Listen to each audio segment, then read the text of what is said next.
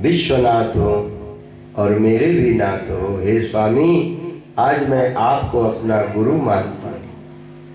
कल दीदी कह रही थी कि एक धर्म पत्नी अपने पति से बढ़िया, और पद्म पुराण का प्रमाण उन्होंने दिया कि पति एव, पति भी हमारा गुरु भी है, पति परमेश्वर भी है। ये आप लोग इसीलिए देवी हो और पति देवता है, देवता परमेश्वर है। तो पूछने लगी और कही कि पहला कारण बताओ हे स्वामी। प्रथम सो कारण कहु विचारी, निर्गुण ब्रह्म सगुण बपुधारी। और फिर राम के अवतार के बारे में प्रश्न कर दिया कि पुनि प्रभु कहु राम अवतारा, बाल चरित पुनि कहु उदारा। कहु जथा जानकी विवाही, राज तजा सो दूषण का। एक पर एक प्रश्न कर रही हैं माँ। सुंदर ठाकुर जी का अपने हाथों से आसन बिछा है प्रभु का।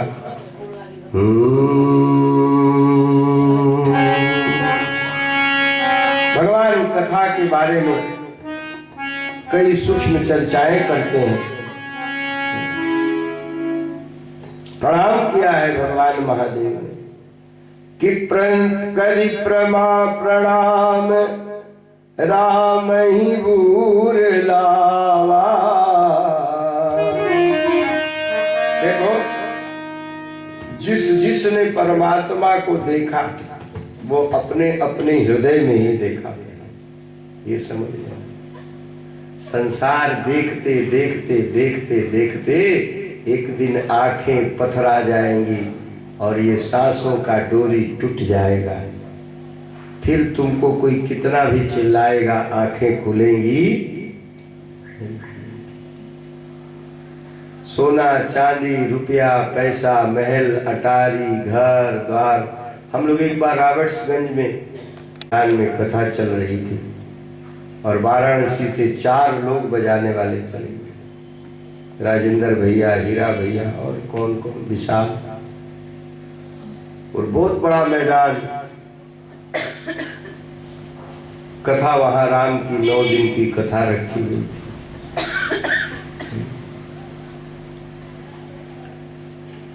और कथा में यही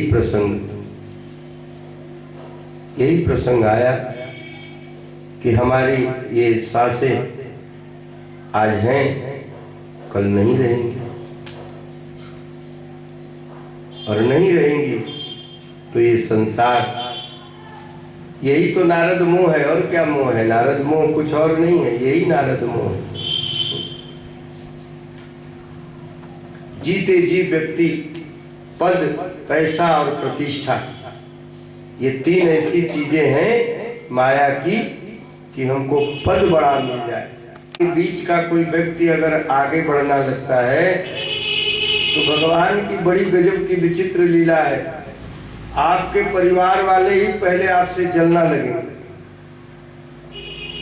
ईर्ष्या ये गजब का रोग है, सबको लगा है, किसको छोड़ा है? सबको लगा है।